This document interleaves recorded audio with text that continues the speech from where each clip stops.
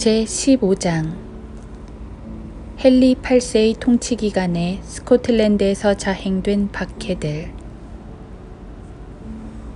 독일이나 이탈리아, 프랑스 그 어디를 보아도 거기엔 루터라는 그 가장 많은 열매를 내는 뿌리에서 나온 몇 개의 가지들이 있었던 것처럼 브리튼이라는 이 섬에서도 그의 열매와 가지들이 없었던 게 아니었다. 그들 가운데 패트릭 해밀턴이라는 인물은 고귀한 귀족 가문 태생에 왕의 피가 흐르는 탁월한 온순함을 지닌 스코틀랜드인이었으며 나이 23세 벌써부터 펀의 대수도원장으로 불리고 있었다. 신앙을 공부하기 위해 고국을 벗어난 그는 독일의 마르부르크 대학으로 갔는데 그 대학은 당시 해세백작인 필립에 의해 신설된 학교였다. 이곳에 머무는 동안 그는 저 탁월한 복음의 빛인 마틴 루터, 필립 멜랑크손과 절친한 사이가 되어 그들의 저작들과 교리들을 통해 프로테스탄트 신앙에 강렬한 애착을 가지게 되었다. 해밀턴 씨가 무슨 일을 하고 다니는지를 전해 들은 성 안드레 대주교는 그를 잡아들여 자신 앞에 대령시키도록 했다. 그는 그의 신앙 원칙들과 관련해 간단한 조사를 마친 후 감옥 중 가장 매스꺼운 곳에 감금시키라는 명령과 함께 그를 죄수로서 성에다 넘겼다. 다음날 아침 해밀턴 씨는 그 주교와 다른 몇몇 사람들 앞으로 신문을 받기 위해 끌려왔으며 그때 그를 거슬러 제시된 주요 고소 항목들은 그가 성지 참배와 연옥, 죽은 자들을 위해 성자들에게 기도하는 것 등의 동의를 표하지 않았다는 것이었다. 해밀턴 씨는 이 항목들이 사실임을 인정했고 결과적으로 그 자리에서 화형을 선고받았다. 그들은 그에 대한 유죄 선고에 더 막대한 권위를 부여하기 위해 조금이라도 이름이 있다 싶은 참관자들이 그것에 서명토록 했는가 하면 될 수 있는 대로 서명자의 수가 꽤나 많은 것처럼 보이게 하려고 심지어 그 귀족들의 아들들이 서명하는 것까지도 허락해 주었다. 해밀턴 씨를 죽이고 싶어 너무도 안달이 났던 이 편협한 박해자인 고위 성직자는 그의 형이 선고된 바로 그날 오후에 그것을 집행하라는 명령을 내렸다. 그리하여 그는 무시무시한 비극을 위해 지정된 곳으로 인도되었고 그에게는 구름대 같은 구경꾼들이 함께하고 있었다. 대부분의 군중들은 그가 죽임을 당한다는 것을 믿지 않으려 했고 대신 그를 처형작으로 끌고 간 건 단지 그를 겁줘서 로마 가톨릭 신앙을 받아들이도록 하려는 의도에서 그런 거라고 생각했다. 그러나 그들은 잠시 후 자신들이 잘못 생각했다는 것을 깨달았다. 화형때에 다다르자 그는 무릎을 꿇고서 얼마 동안 매우 뜨겁게 기도했다. 기도를 마치자 그는 화형때에 단단히 묶였고 그를 태울 나무단들이 그 주위에 차곡차곡 쌓여갔다. 처음엔 그의 양 겨드랑이 사이에 끼워진 다량의 화약에 불이 붙여져 그것이 그의 왼손과 얼굴 한쪽을 그슬렸으나 심각한 상처는 입히지 않았으며 쌓아놓은 나무단들에도 불은 옮겨붙지 않았다. 이 때문에 더 많은 화약과 인화 물질이 등장했고 그것들에 불이 붙자 기대했던 효과가 나타났다. 나무단들에 불이 붙자 그는 모든 사람이 다 들을 수 있도록 이렇게 외쳤다.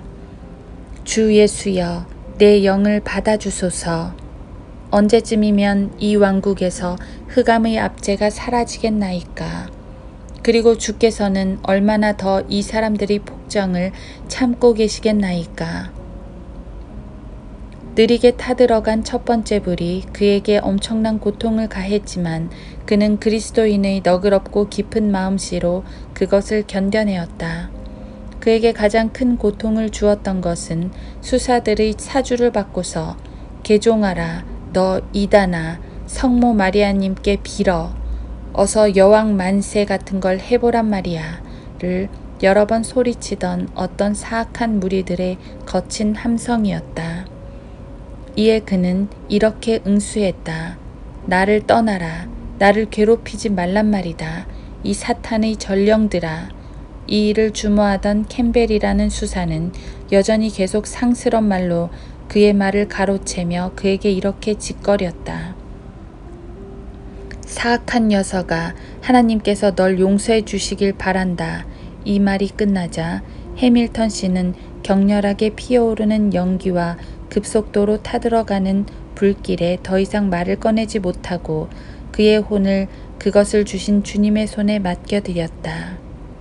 그리스도께 대한 믿음이 확실하고 견고하던 이 성도가 순교당한 시기는 1527년이었다.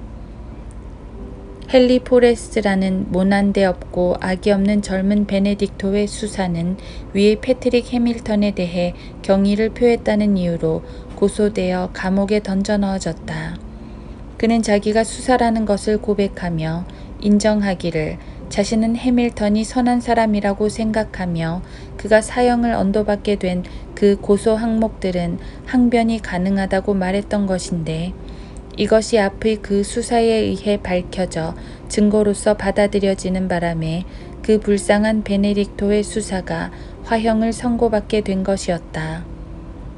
그의 처형 방법에 대해 협의가 이루어지는 사이 존 린드세이라는 대주교의 신사들 중 하나가 패트릭 해밀턴의 연기가 그것이 불어닥친 모든 이들을 괴롭게 했으니 이번엔 수사 포레스트를 어떤 감방에서 태워 죽이자는 의견을 내놓았다.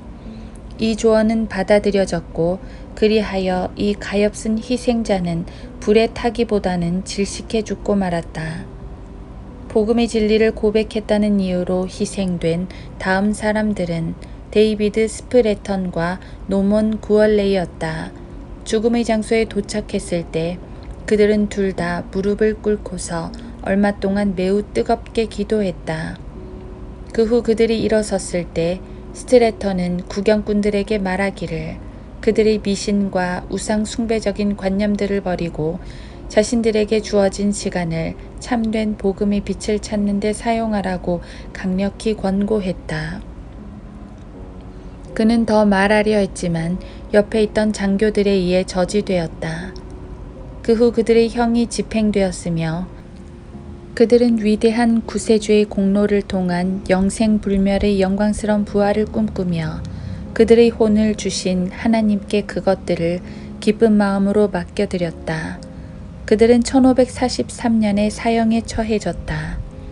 앞서 언급했던 두 사람이 순교당한 후 얼마 안 지나 상당 기간 로마교회의 참사회장을 지냈던 토마스 포레스 씨와 두 대장장이 킬로와 베버리지, 사제 덩칸 심슨, 그리고 로버트 포레스터라는 신사가 뒤이어 순교했다. 그들은 1538년 2월 마지막 날에 에든버러의 캐슬힐에서 모두 함께 불타 죽었다. 전술한 성도들이 순교를 이은 이듬해, 즉 1539년에 2명이 더 이단으로 의심받고 체포되었다. 말하자면 제롬 러셀과 18살가량의 청년 알렉산더 케네디가 바로 그들이다.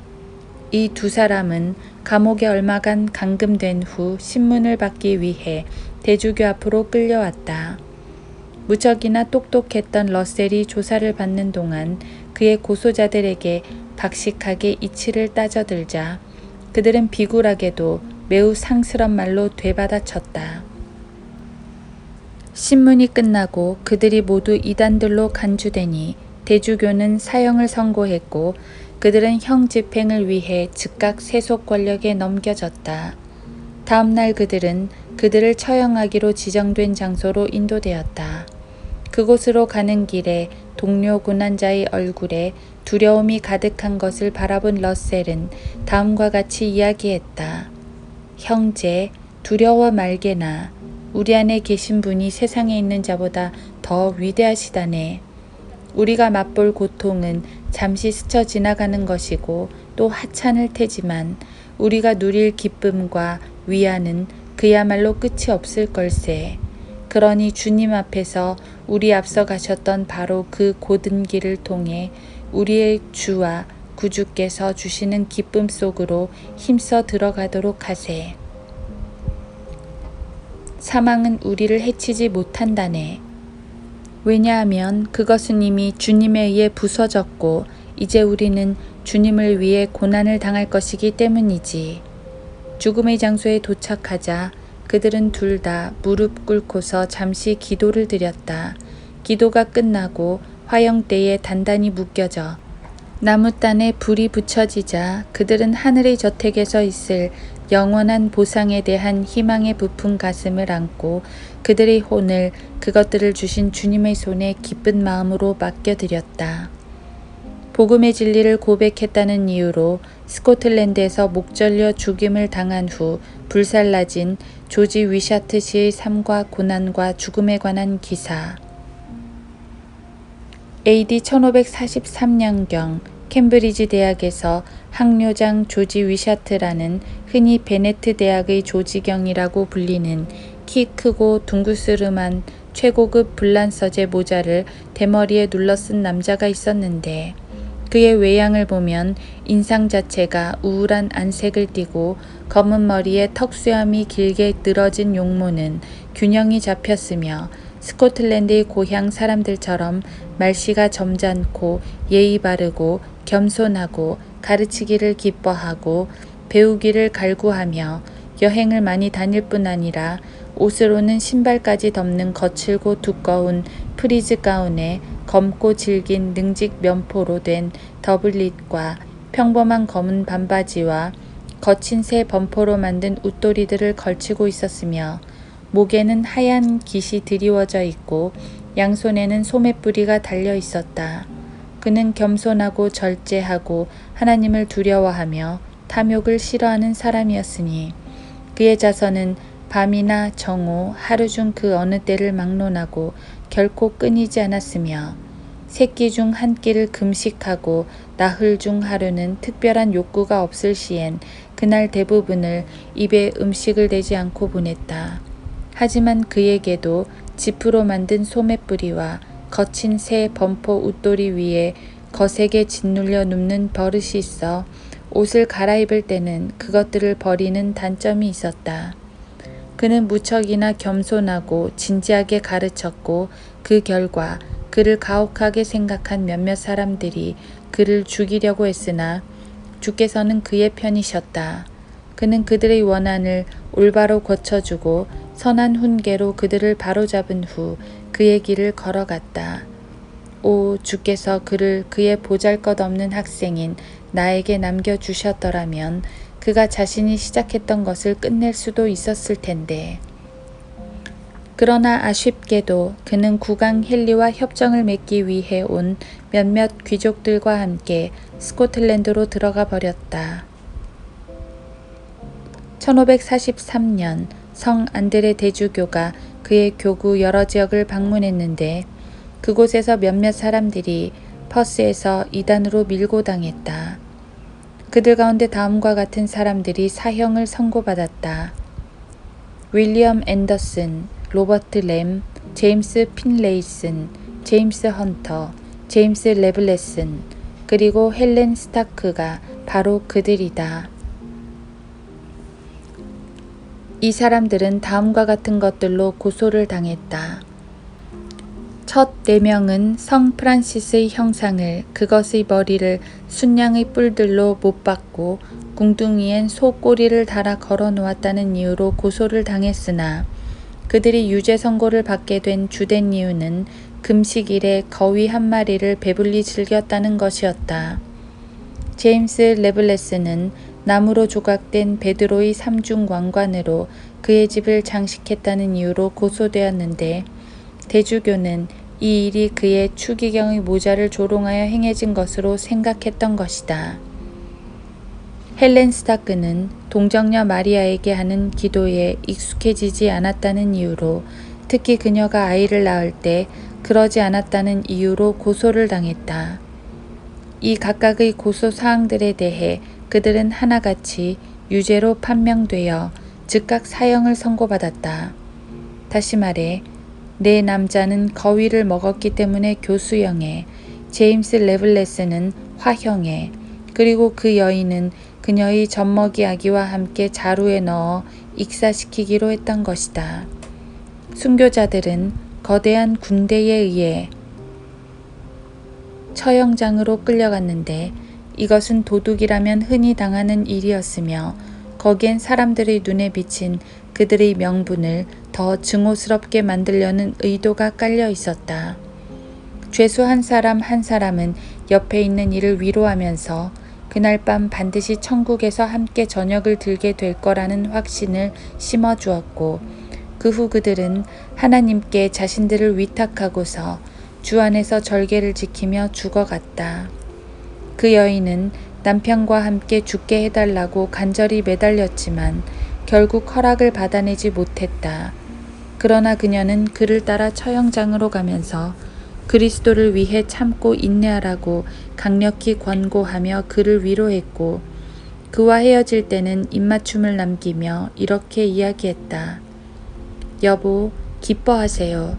우린 수많은 즐거운 나날들을 함께 보냈잖아요. 그런데 우리가 죽어야 하는 이 날이 우리 두 사람에겐 그 어느 때보다도 즐거운 날이 되어야 한다는 거 아세요? 우린 틀림없이 영원토록 기쁨을 누릴 것이기 때문이지요. 그러니 오늘 밤엔 잘잘한 말 안 할 거예요. 어느새 우린 천국에서 환희를 맛보게 될 테니까 말이에요. 이 말을 마친 후 여인은 물에 빠질 장소로 끌려갔다. 아기가 그녀의 품 안에서 젖을 빨고 있었지만 원수들의 무정한 가슴은 이를 보고도 꿈쩍하지 않았다. 그리하여 그녀는 그녀의 자식들을 하나님의 보호하심 아래 마을의 이웃들에게 맡기고 젖먹이는 보모의 손에 맡긴 후 남모르게 행한 그 일을 자신의 죽음으로 봉해버렸다. 고국의 참된 복음을 전파하기 염원하던 조지 위샤트는 1544년에 캠브리지를 떠났으며 그는 스코틀랜드에 도착하자마자 처음엔 몬트로스에서 다음엔 던디에서 하나님의 말씀을 전파했다. 그는 이 두 번째 도시에서 로마서를 공개적으로 강해하여 그것을 큰 은혜와 자유함 가운데 끝마쳤는데 이에 교황주의자들은 아연실색하고 말았다. 이 결과 로버트 밀른이라는 던디의 주요 인사가 위사트가 설교하는 교회로 찾아갔다. 그는 강연 중간에 불쑥 끼어들며 자신은 그 일을 용납치 않기로 결정했으니 더 이상 그 도시를 괴롭히지 말라며 그에게 공개적으로 맞서고 나왔다. 이 갑작스런 거절에 심히 놀란 위사트는 잠시 후 그렇게 말한 이와 청중들을 슬픈 눈길로 바라보며 다음과 같이 이야기했다. 내가 결코 여러분을 괴롭히려 한 것이 아니고 여러분에게 위로를 주려 마음 썼다는 것에 대해 하나님께서 나의 증인이십니다. 정녕 여러분의 괴로움은 여러분 자신들에게보다 내게 더 고통스러운 일이란 걸 아십니까? 그러나 나는 하나님의 말씀을 거절하고 자신들로부터 그분의 사자를 쫓아내는 것이 여러분을 괴로움으로부터 보호해 주기는커녕 그 속으로 여러분을 몰아넣을 것이라는 것을 확신합니다. 왜냐하면 하나님께서는 화형이나 추방도 두려워하지 않을 종들을 여러분에게 보내실 것이기 때문입니다. 난 여러분에게 구원의 말씀을 제시했습니다. 난 내 생명을 걸고 여러분 가운데 남아 있었지만 여러분 스스로가 나를 거절했으니 나의 하나님께서 내 결백함을 선언해 주시기만을 기다릴 수밖에 없게 되었습니다. 그럴 일은 없겠지만 만에 하나 여러분이 오랫동안 별탈 없이 살아간다면 나는 진리의 성령으로 인도함을 받고 있는 것이 아닙니다. 그러나 예기치 않은 괴로움들이 여러분에게 닥칠 때엔 그 원인을 인정하고 은혜로우시고 자비로우신 하나님께로 돌아서십시오. 그러나 여러분이 첫 번째 경고에 반응을 보이지 않는다면 주님께서는 불과 칼로 여러분을 찾아오실 것입니다. 이 말을 마친 그는 설교단에서 물러가 떠나버렸다. 이 일 후 그는 스코틀랜드의 서부로 들어가 하나님의 말씀을 전했으며 수많은 사람들이 그 말씀을 기쁘게 받아들였다. 잠시 후 이 위샤트 씨는 던디에서 역병이 돌발했다는 정보를 입수했다. 그것은 그가 거기서 설교하는 일이 금지된 지 나흘 후에 시작됐는데 그것이 어찌나 극심하게 맹위를 떨쳤던지 24시간 만에 얼마나 많은 사람들이 죽었는지를 기록한다는 것은 감히 엄두도 못 낼 일이었다. 이 일이 그와 관련이 있는지라 그는 그를 붙들어 두려는 친구들이 끈덕진 간청에도 불구하고 그곳에 가기로 마음을 굳히며 이렇게 말했다. 그들은 지금 괴로움을 겪고 있고 위로가 필요하다네. 아마도 이번에 있은 하나님의 손길로 인해 이제 그들도 이전에 가볍게 여겼던 하나님의 말씀을 찬미하고 경외할 걸세. 이곳의 경건한 성도들은 그를 기쁘게 맞아들였다. 그는 설교를 위한 장소로 서편 성문을 택했는데 이는 역병에 걸리지 않은 이들은 성문 안쪽에, 역병에 감염된 이들은 문 바깥쪽에 자리 잡도록 하기 위함이었다. 그는 그의 설교 본문을 그가 그의 말씀을 보내시어 그들을 고치셨으며 등과 같은 말씀들에서 선택했다.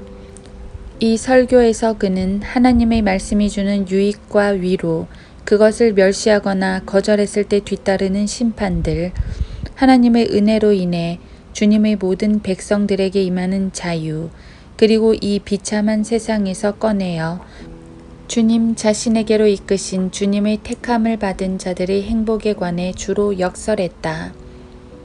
그의 설교를 듣는 이들의 마음이 이 설교에서 나오는 신성한 힘에 의해 심히 고양되었는지라 그들은 죽음을 두려워하기는 고사하고 당시 하나님께로 부름받아 죽어야 했던 이들을 자신들보다 더 행복하게 여길 정도였다.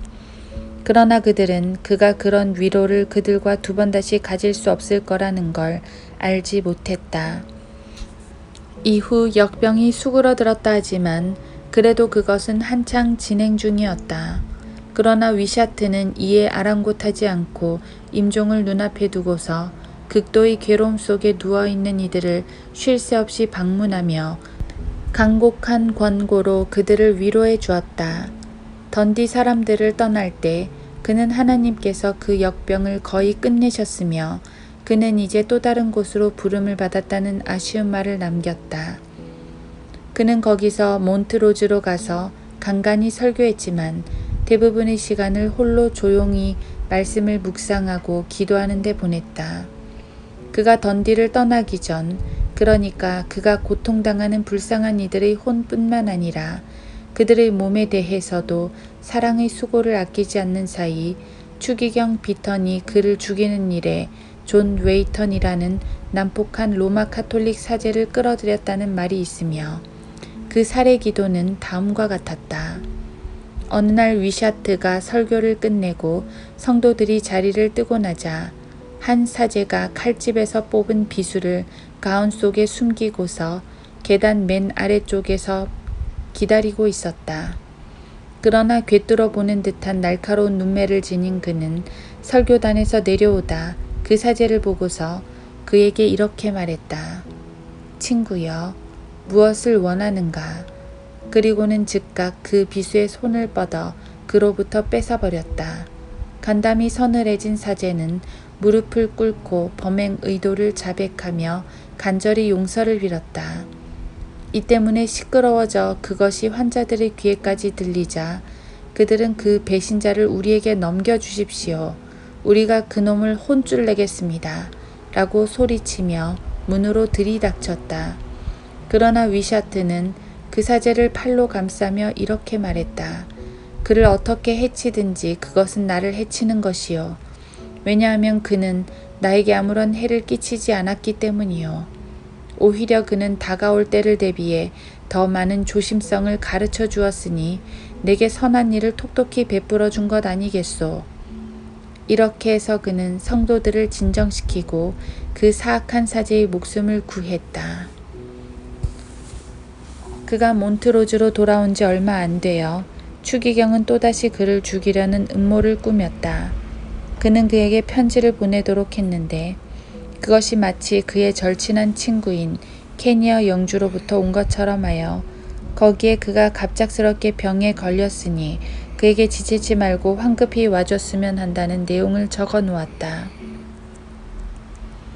한편 추기경은 준비된 60명의 군사를 무장시켜 몬트로즈에서 1마일 반 떨어진 곳에 숨어 기다리도록 했는데 이는 그가 그 길을 지날 때 살해하기 위함이었다. 그 편지는 한 소년에 의해 위샤트의 손에 전달되었고 그 아이는 그의 여정을 위해 말 한 필도 준비해 갖다 주었다. 위샤트는 몇몇 정직한 친구들을 동반자 삼아 함께 출발했다. 그러나 도중에 특별한 무언가가 마음에 떠오르자 그는 발길을 돌렸고 이를 의아해하며 이유를 물어오는 그들에게 다음과 같이 말했다. 가지 않겠어. 하나님께서 날 막고 계신다고. 확신컨대 배신이 있는 게 틀림없어. 자네들 중 몇이 저기로 가서 뭐가 보이는지 나에게 말해주게나.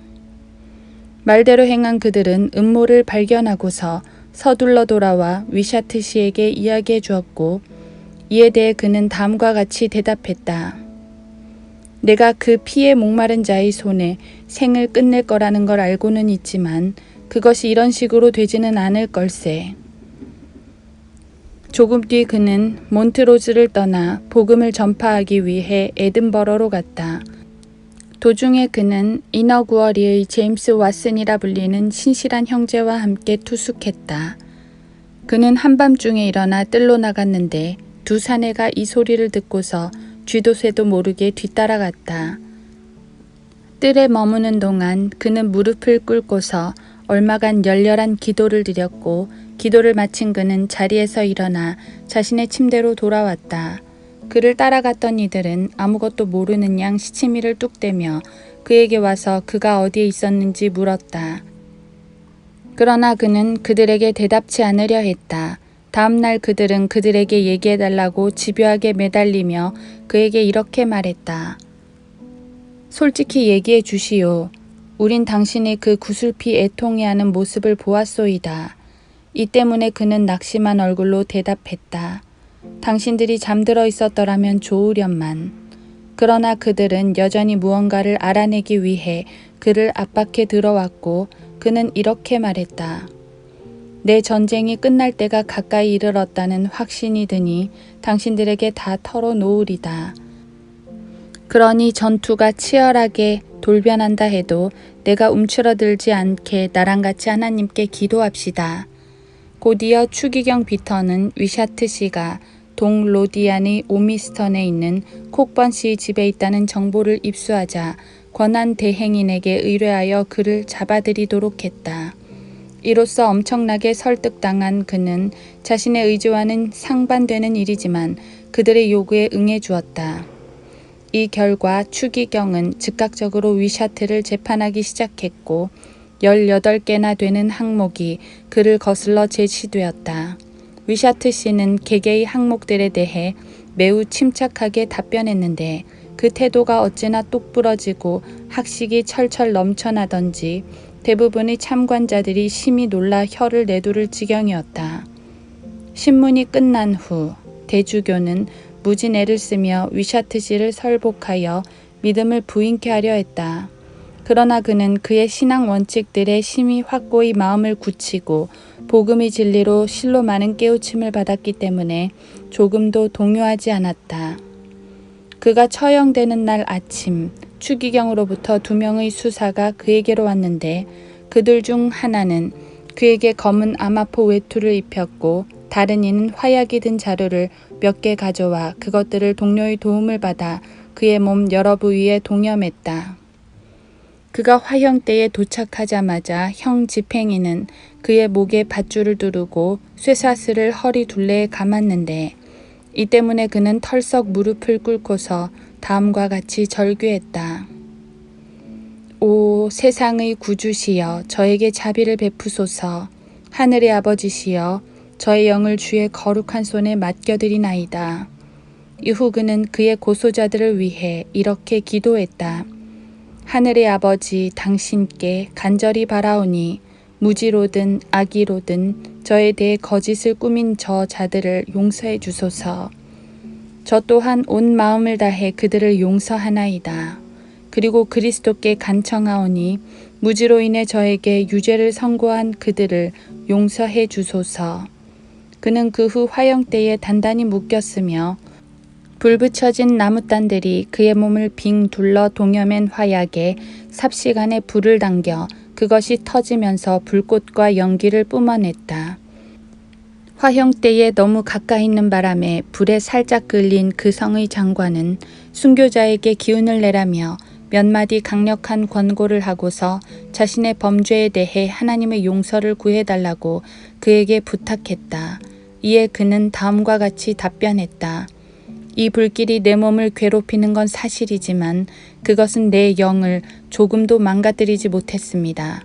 그러나 지금 저 높은 곳에서 추기경을 가리키며 나를 내려다보는 저 오만하기 짝이 없는 인간은 머지않아 지금 그가 거만하게 편히 축 늘어져 앉아있는 것처럼 창피스럽게 내동댕이 쳐질 것입니다. 그리고 이 예언은 얼마 후 성취되었다. 그의 고문자였던 교수형 집행인은 무릎을 꿇고 앉아 다음과 같이 말했다. 선생님, 저를 용서해 주십시오. 전 당신의 죽음에 대해서 죄가 없습니다. 그는 그에게 이쪽 내게로 오시오 라고 대답한 후 그가 자신에게로 오자 그의 뺨에 입을 맞추며 이렇게 말했다. 보시오. 이것이 바로 내가 당신을 용서한다는 증거요. 사랑하는 이여. 그러니 이제 당신의 일을 하도록 하오. 그리고 나서 그는 교수대에 올려져 목매달렸으며 그 후 불에 태워져 재가 되었다. 그 엄청난 고통을 지켜본 사람들은 아마도 끓어오르는 연민에 애도하고픈 마음을 참을 수 없었을 뿐 아니라 이 순결한 양의 사륙을 두고 터져 나오려는 불평을 억누르지 못했을 것이다. 이 하나님의 복된 사람 조지 위샤트 경이 스코틀랜드의 피에 굶주린 대주교요 추기경인 데이비드 비턴에 의해 AD 1546년 3월 첫날에 죽임을 당한 지 얼마 안 있어 이런 일이 일어났다. 즉 예의 데이비드 비턴이 하나님의 강력한 심판이 내린 정당한 복수에 따라 그의 성 안드레에서 레슬라이라는 이와 다른 신사들의 손에 의해 살해되었는데 주님에 의해 자극된 그들은 그에게 갑자기 들이닥쳐 앞서 말한 그해 5월 마지막 날에 날 죽이지 말아요. 난 사제란 말이요. 라고 고함치는 그를 그의 침대에서 살해했던 것이다. 그렇게 해서 백정처럼 산 그는 백정처럼 죽었고 7달 그 이상을 장사되지도 못한 채 누워 있었으며 마침내 죽은 짐승의 썩은 고기 마냥 어느 구린내 나는 퇴비더미 속에 묻히고 말았다. 스코틀랜드에서 그리스도로 인해 순교당한 마지막 사람은 1558년에 에든버러에서 불살라진 윌터 밀이라는 이였다. 이 사람은 젊었을 적에 독일을 여행했다. 그는 돌아오자마자 앙구스의 루난 성당의 사제로 임명되었지만 추기경 비턴 시절에 그가 이단이라는 고소가 들어가는 바람에 사제직을 버리고 자취를 감출 수밖에 없었다. 그러나 그는 곧 체포되어 감옥에 넘겨졌다. 앤드류 올리펀트 경에게서 그의 신앙을 포기할 의향이 있는지 질문을 받았을 때 그는 그가 그의 복된 구주의 찬의를 통해 얻어낸 그 천상의 원칙들을 티끌 만큼이라도 포기하느니 차라리 1000번 목숨을 잃겠노라고 말하며 귀에 거슬리는 답변을 했다. 이 때문에 그에게 즉각 유죄가 선고되었고 그는 다음날 있을 처형을 위해 감옥으로 끌려갔다. 그리스도에 대한 믿음이 확고부동한 이 성도는 나이 82에 극도로 쇠약해 있었기 때문에 말하기조차 힘들 거라고 생각됐었다. 하지만 처형장으로 끌려온 그가 자신의 신앙적 신념을 어찌나 담대하고 침착하게 토해내던지 그의 원수들마저도 깜짝 놀라버렸다.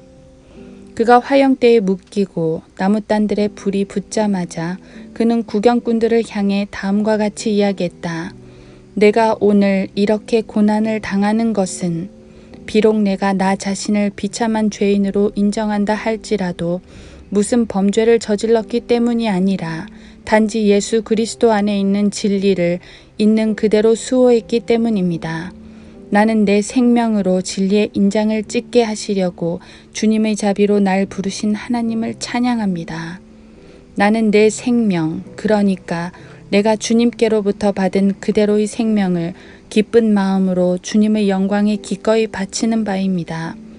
그러므로 여러분이 영원한 사망을 피하고자 한다면 적그리스도의 자리에서 나오는 거짓말들에 더 이상 현혹되지 마시고 오로지 예수 그리스도와 주님의 자비만을 의지하여 정죄로부터 구원되시기를 바랍니다. 그 후 그는 스코틀랜드에서 신앙 때문에 죽임당하는 것도 자신으로 끝날 거라 생각한다고 덧붙이기를 잊지 않았다. 이처럼 이 경건한 그리스도인은 그가 그의 하늘 왕국의 일원이 될 거라는 걸 의심치 않으며 그리스도의 복음의 진리를 지키기 위해 자신의 생명을 기꺼이 내어주었던 것이다.